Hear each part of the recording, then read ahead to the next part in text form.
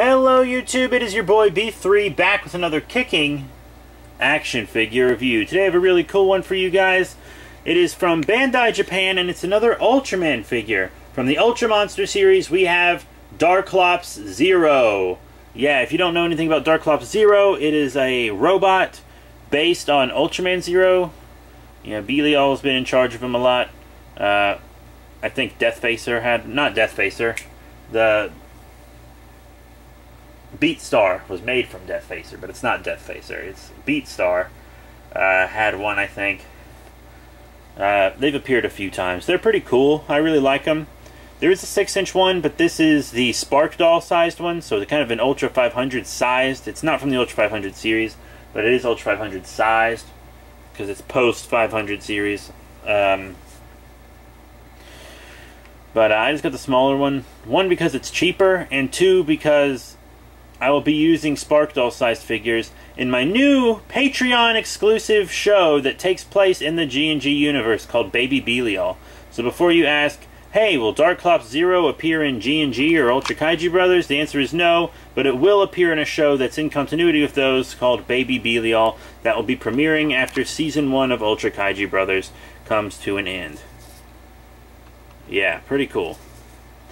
So Darklops Zero, as I said, really looks just like Ultraman Zero except for a different coloration, and then above the neck he's different as well, because both what would be two eyes for Zero is actually just one giant eye, hence the Clops.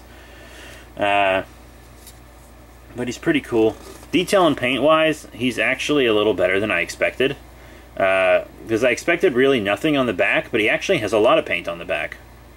You know, he could use a little right here below the waist, but above the waist, fully painted, which I did not expect, you know? I really didn't. These smaller figures just don't seem to have the backs painted a lot, which is the big flaw with this scale from Bandai. Other than that, because the detail is always really good. Like, check out the detail, you know? And on these kind of humanoid figures, the articulation is the same as the 6 inches were.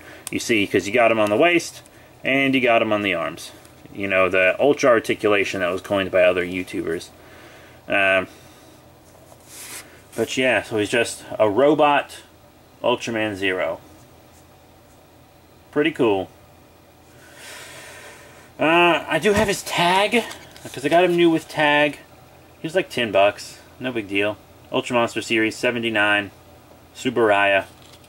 You know, blank inside with the number. Legal stuff on the back. I'll just keep it in my tag collection. If I ever sell the figure, I'll sell it with tag. Of course, Toku figures, if I ever have to sell my collection, Toku figures will be what I sell last. And this is a Toku figure. So now that we've talked about detail and paint and articulation and packaging, quote-unquote packaging, tag, now let's do size comparisons. Now, I'm not totally prepared for this video, because I had an Ultra 500 sitting out, but I don't know where it went. But here's an Ultra Monster 500 EX Red King. Yeah, so you can gander at that EX Red King while I pull out, here he is, an Ultra Hero 500 Ultraman Ace. They scale pretty well together. I'll never need an Ultra 500 Zero, I don't think, because I have the Ultra Hero Series 2009 Zero, so I don't really need it. But yeah, that's how he looks with Sparkdolls, which is perfect. Here's how he'd look with one of your regular 6-inch Ultras, if that's what you collect. You would want the older one, I think from EX maybe. You would want that Darklops Zero, because here he is with the 2009 original Ultraman, and that's just too big. This is too big with that little guy. Now to show him off with some Godzilla figures, actually I should show him with another Ultra character first. Here he is with a Seijin, a 6-inch bat, alien bat from Ultraman Saga, so another foe of Zero's.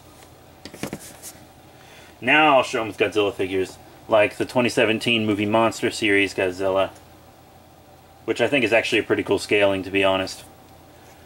And then I gotta show him with a Godzilla monster as well. So here is my Mecha King Ghidorah.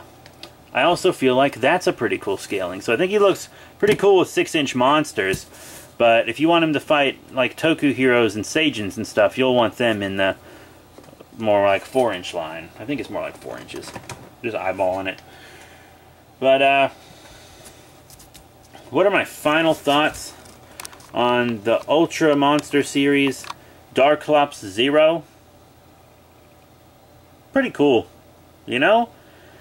I mean, I've always wanted a Darklops Zero in my collection. I finally just broke down and got one.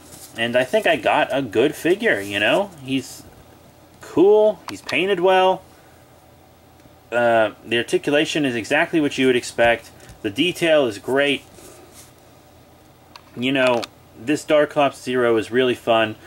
If you like the smaller scale, or just don't mind mixing scales, if you collect a 6-inch, or you just collect this smaller scale, this Darklops is definitely great for you. I actually recommend this smaller scale if you're a new collector. If you're just starting to collect Ultraman, I recommend this smaller scale because they're so cheap. Except for some of the rarer ones, like Fire Goals is like 20 bucks right now, but ugh. So yeah, that's it. Thank you all very much for your support. Remember to rate, comment, and subscribe. Check out all the cool links in the description below. Facebook, Twitter, etc. And I'll be seeing you all. Wow, wow. Later. Swatch!